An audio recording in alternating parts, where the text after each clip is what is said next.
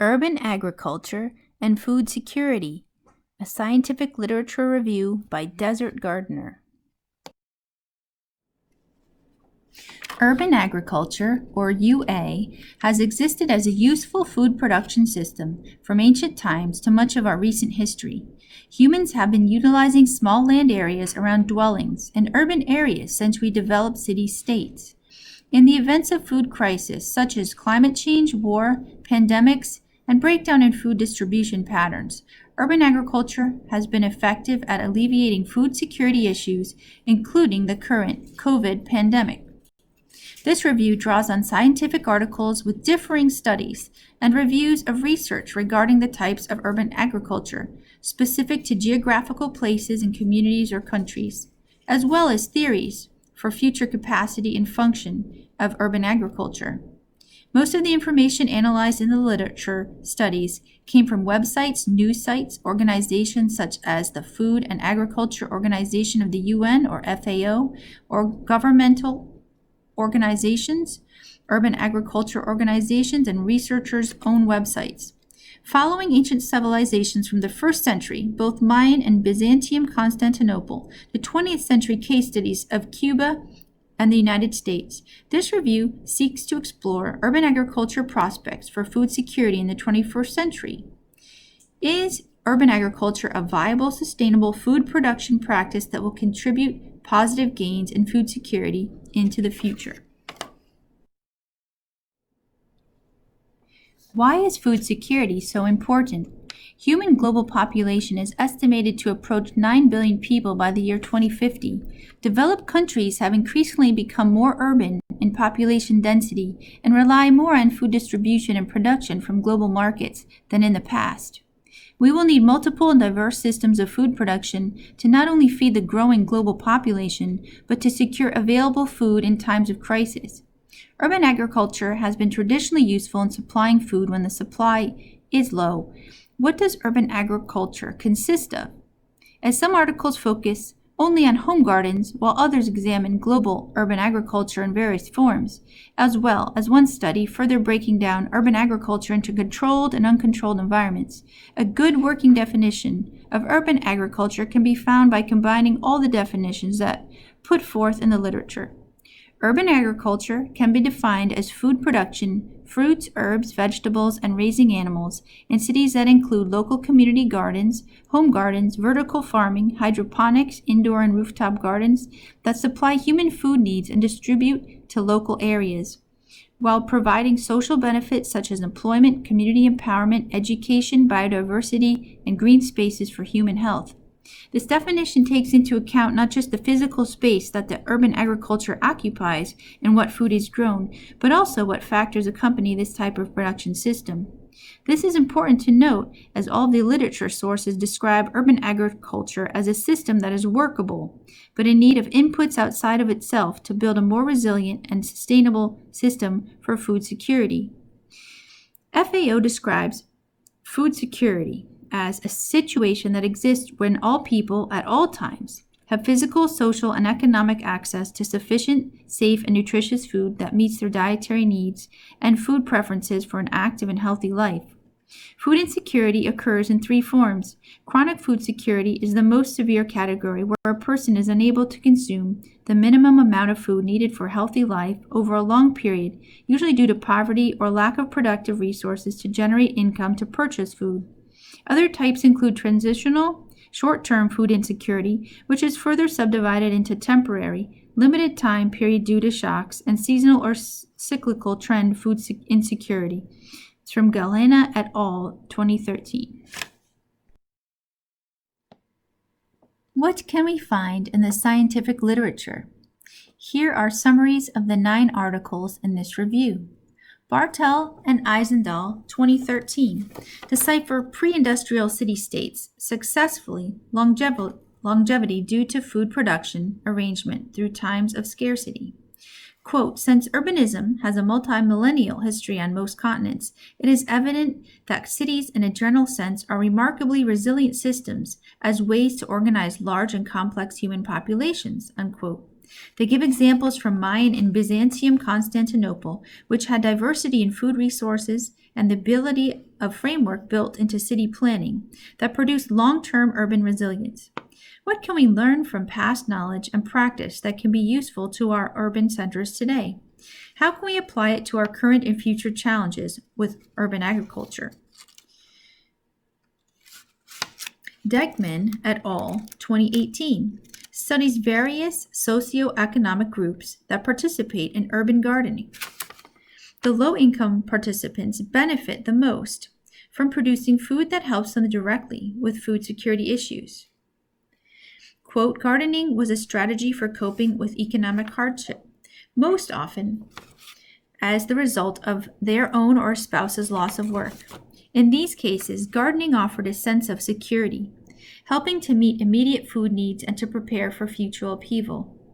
One gardener who was motivated to join a community garden and project because of the 2008 financial crisis said of the garden, quote, if you lose your job, you can still feed your family, unquote.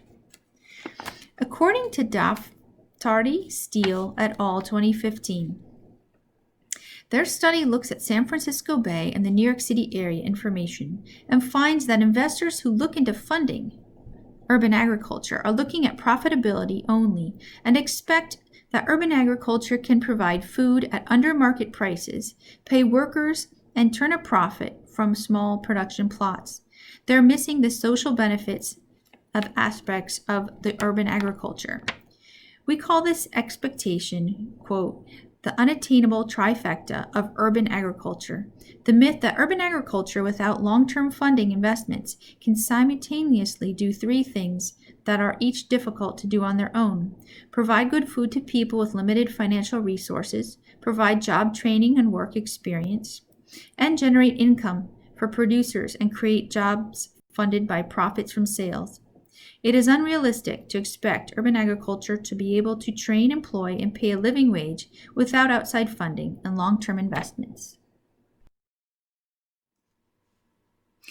Barthel et al., 2013, study the effect of urban gardens to protect two critical elements of food production in society: open green spaces and collective memory of how to grow food. In the last 50 years, we have increased our dependence on the global food system as urban population has risen. Solutions are to produce food alongside teaching and learning about agriculture, as well as strategize to protect green spaces in urban areas. We must use social movements towards urban agriculture to have sustainable urban development. Victory gardens were a success story in World War I and World War II during the 20th century in times of crisis. The term used here for the disappearance of knowledge related to agriculture in urban areas is extinction of experience. This produces increase in food shortage when crisis happens as society as a whole has lost the knowledge of growing their own food. Galhena et al. 2013 followed the urban agriculture practice of home gardens and their ability not only to feed families, but to supply indigenous medicine, building materials, animal feed, and fuel sources. Citing a study of home gardens in Cuba during the last 30 years, urban agriculture has become the national model for self-sufficiency amidst limited resources. Families growing food together pass on cultural knowledge and preserve food traditions while having economic and nutritional benefits, while being resilient and food secure. Eigenbrod and Gruda 2014 recommend farming vegetables for soil and nutrient support and emphasize vertical farming as a method that saves energy and natural resources in urban agriculture. Vegetables, quote, further have the advantage of having a special nutritional value that no further processing after harvest is needed. As vegetables have a very short cycle, they can supply growing demands very quickly, unquote. Continuous productive urban landscapes, or edible cities, are holistic approaches of making urban infrastructures more sustainable by integrating urban horticulture, green corridors, and areas for leisure, outdoor activities, and into city infrastructure as essential elements, unquote. They also cite Cuba as an example of how we can build on their model. Because of the lack of inputs like fertilizers, pesticides, or fuel for food transportation into the city, labor-intensive, chemical-free, and urban became the main characteristics of Cuban food production, unquote. Seeger 2018 looks at the urban agriculture movement since 2008 and benefits such as improving nutrition, mental health, community building, climate change mitigation, biodiversity, carbon sequestration, and food security. The study finds that to improve food access to low-income urban communities, there needs to be action through local and state policy. The opinion is that policymakers can't do their best and are less inclined to properly address urban agriculture, as they are unsure of which approaches in urban agriculture work best and deserve their focus. There are many forms of urban agriculture: community gardens, home gardens, hydroponics, rooftop gardens, etc. And many studies focus on productivity and yield, which investors consider, rather than social and community benefits. Armanda et al. 2019 considers advances such as 2010 in agricultural technology and the effect it can have on urban agriculture. They define innovative urban agriculture, IUA, quote, as an urban agriculture that optimizes food production. These innovations include indoor agriculture, remote sensing, vertical agriculture, hydroponic, aeroponic, aquaponic, and soilless agriculture, precision agriculture, and other novel technologies, unquote. Because food being grown under controlled environments can save water resources and operate in climate change conditions, they believe that IUA can lead a second green revolution, which aims to meet the current and future food demand, as well as save natural resources. Lau 2020 considers our current pandemic, COVID-19, and its ongoing impact on global food security. Citing disruption in the food supply chain, urban centers are the most readily affected by food insecurity, which bring out economic barriers in low-income areas to food access. Along with urban food supply disruption, unemployment and shortages in workforce increase food waste, exacerbating the issue. The author discusses the concept of megacities, those with a population of more than 10 million, where urban agriculture is as important in food security as it would be in developing countries. The developed countries cited are North America, Europe, and Australia, while the most food insecure developing countries are Asia, Sub-Saharan Africa, Latin America, the Caribbean, and the Pacific region. The way we establish urban agriculture now will help define and focus our attention on future food supply problems. Current and future challenges that urban agriculture faces. One is pollution. Innovative urban agriculture relies on technology and materials that requires more sophisticated constructions, soil substitution, equipment, and automation. It relies on raw materials and energy, producing pollution as well as benefits in resource conservation such as water and soil.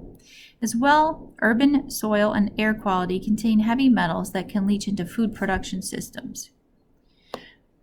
Governmental policies and support.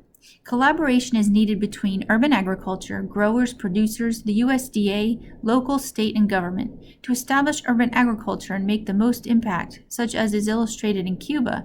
We need cooperation at a national level. Also equally important is subsidize for fruits, vegetables, and healthy food to make it more affordable to low and middle income families. National advertising campaigns can help affect healthy food choices. Sustainability. We need an educational approach at a national level for equipping urban population with agricultural knowledge in food production areas. Urban agriculture can use regenerative approaches such as mulches, precision technology, and cultural food knowledge that is handed down from generation to generation for viable food security management. In conclusion, to feed the urban global population, we will need both large-scale agriculture, commercial agriculture, new technological advances, and urban agriculture while keeping sustainability, biodiversity, pollution mitigation, and growing healthy, nutritious food enough for all as our goals. By 2050, approximately 68% of the world's population is expected to live in cities.